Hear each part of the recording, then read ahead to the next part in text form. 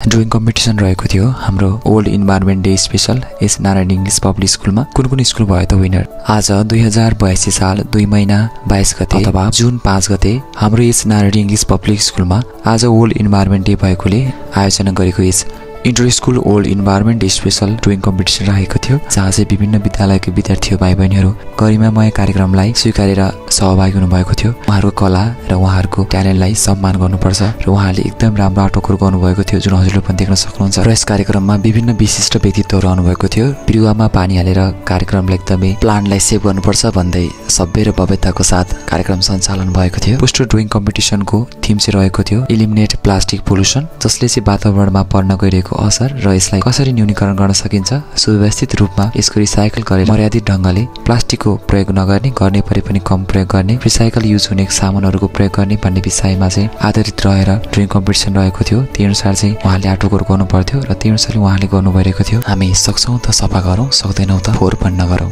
वातावरण दिवसको हजुर सम्पूर्णमा धेरै धेरै शुभकामना व्यक्त गर्न चाहन्छु। र यस ड्रइङ कम्पिटिसनको विनर चाहिँ रहनु भएको थियो फर्स्टमा चाहिँ अर्किड स्कुलका भाइ, उहाँले चाहिँ एकदम राम्रो आर्टवर्क गर्नुभएको थियो। उहाँ चाहिँ फर्स्ट हुनुभएको थियो, उहाँलाई धेरै धेरै शुभकामना भन्न चाहन्छु। र सेकेन्डमा चाहिँ हुनुभएको थियो स्टेप बाई स्टेपकी छात्रा, उहाँले पनि एकदम राम्रो आर्टवर्क गर्नुभएको थियो र त्यसै गरी थर्ड हुन सफल हुनुभएको थियो स्मल ल्यामिनी स्कुलकी बहिनी छात्रा, उहाँले एकदम राम्रो आर्टवर्क गर्नुभएको थियो र उहाँलाई अग्रिम शुभकामना भन्न चाहन्छु। र त्यसै गरी यहाँ यस्तो गर्मीको समयमा पनि आएर धैर्यधारणको साथ आर्ट कम्पिटिसनमा सहभागी भएर आफ्नो बेस्ट दिएर धैर्यधारणको साथ रहनु भएकोमा चिसो अनुभूतिको शुभकामना तथा धन्यवाद दिएको थियो। अर्किड स्कुलको स्टुडेन्ट उहाँ चाहिँ विनर हुनुभएको थियो, उहाँलाई मैले कङ्ग्रेचुलेसन भनेको थिएँ।